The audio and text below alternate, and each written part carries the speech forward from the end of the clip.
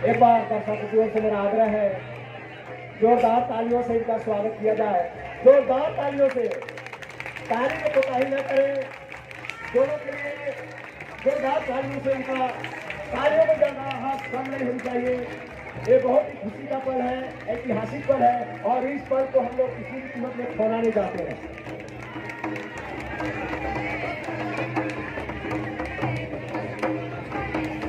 अभी आप देख पा रहे हैं नहीं देख पा रहे हैं, सरनारत्न एतोराव की माँ सरनारत्न एतोराव के ऊपर पुष्प अर्पित कर रही हैं और इसके तुरंत बाद वीरेंद्र भगत की पत्नी निर्मला भगत भी पुष्प अर्पित करेंगी।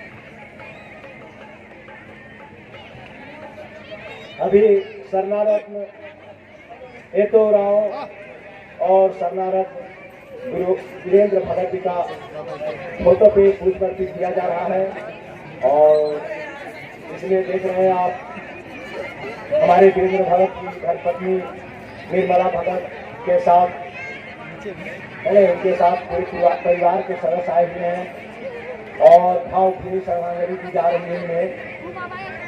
बहुत ही ऐतिहासिक पल है और इस पल का याद युग युगांतर तक रहने वाली होती है।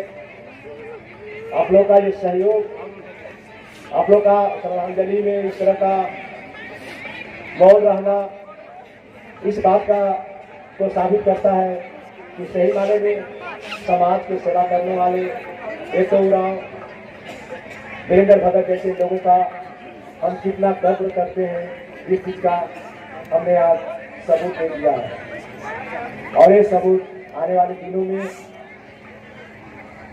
हमारे नौजवानों के लिए बहुत ही कामयाब सिद्ध होगा।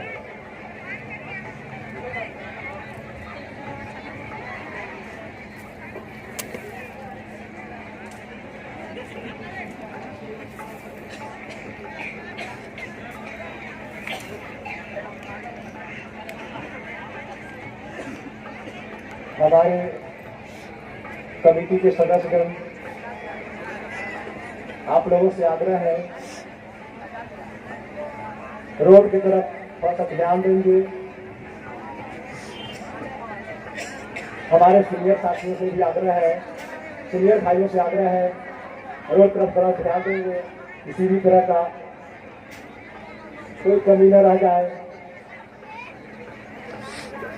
रोड साइड का लाइट को भी ठीक करने का प्रयास करेंगे लाइट मास्टर, क्या कि भीड़ ज्यादा है।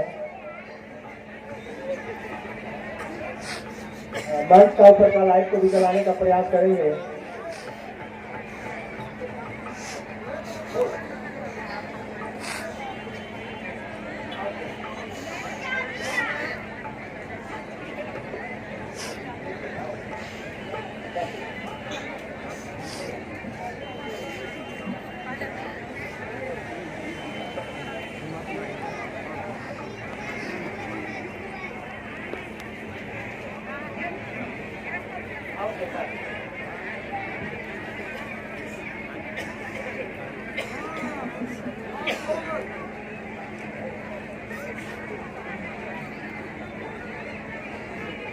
दोनों महान आत्माओं को